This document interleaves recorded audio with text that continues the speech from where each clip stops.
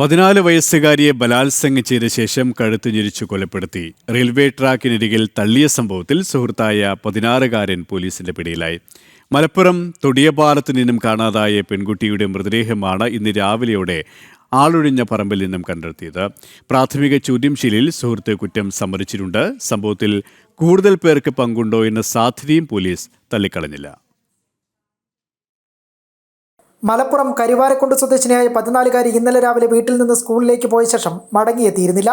തിരിച്ചെത്താത്തതിനെ തുടർന്ന് വീട്ടുകാരും നാട്ടുകാരും പോലീസിൽ അറിയിക്കുകയും വിശദമായി തിരച്ചിൽ നടത്തിയെങ്കിലും കണ്ടെത്താനായില്ല.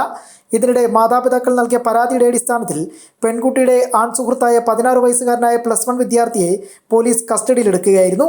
പിന്നീട് പോലീസ് നടത്തിയ ചോദ്യം ചെയ്യലിലാണ് കുട്ടിയെ കൊലപ്പെടുത്തിയതെന്ന് 16-കാരൻ സമ്മതിച്ചത്. ബലാത്സംഗം നടന്നതായും അതിനുശേഷമാണ് കൊലപാതകം നടന്നതെന്നും പോലീസിനോട് സുഹൃത്ത് വിശദീകരിച്ചു. കൃത്യത്തിന് ശേഷം വാണിയമ്പലം റെയിൽവേ സ്റ്റേഷന് സമീപത്തെ റെയിൽവേ ട്രാക്കിനോട് ചേർന്ന കുറ്റിക്കാട്ടിലിൽ മൃതദേഹം ഉപേക്ഷിക്കുകയായിരുന്നു. പ്രതിയുമായി സ്ഥലത്തെത്തി പോലീസ് നടത്തിയ പരിശോധനയിൽ കൈകൾ കൂട്ടിക്കെട്ടി സ്കൂൾ യൂണിഫോം ധരിച്ച നിലയിലായിരുന്നു പെൺകുട്ടിയുടെ മൃതദേഹം കണ്ടത്. സമീപത്ത് നിന്ന് ചെരുപ്പും സ്കൂൾ ബാഗും കണ്ടെത്തുകയും ചെയ്തു.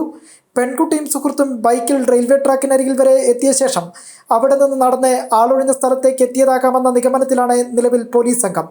കരുവാരക്കുണ്ടിൽ നിന്ന് 10 കിലോമീറ്റർ അകലെയുള്ള സ്ഥലത്ത് പെൺകുട്ടി എങ്ങനെ എത്തിയെന്നതിലും ദുരൂഹതയുണ്ടെന്നും പിടിയിലായ 16-കാരൻ ലഹരിമരുന്നിനടിമയാണെന്നും ഇയാൾക്ക് ഒറ്റയ്ക്ക് കൊലപാതകം ചെയ്യാനാകില്ലെന്നും പെൺകുട്ടിയുടെ ബന്ധുക്കൾ ഇതിനിടെ സംശയമുന്നയിച്ചിട്ടുണ്ട്. ഉന്നത പോലീസ് ഉദ്യോഗസ്ഥരടക്കം സ്ഥലത്തെത്തിയാണ് ഇൻക്വസ്റ്റ് നടപടികൾക്ക് നേതൃത്വം നൽകിയത്. അതേസമയം സംഭവത്തിൽ പോലീസ് വിശദമായ അന്വേഷണം തുടങ്ങിക്കഴിഞ്ഞു. 2018-ൽ നടന്ന കൃഷ്ണപ്രിയ കൊലപാതകത്തിൻ്റെ ഞെട്ടൽ മാറുന്നതിന് മുൻപാണ് മലപ്പുറത്ത് വീണ്ടും ഒരു ക്രൂര കൊലപാതകം അരങ്ങേറിയിരിക്കുന്നത്. ജനം, മലപ്പുറം.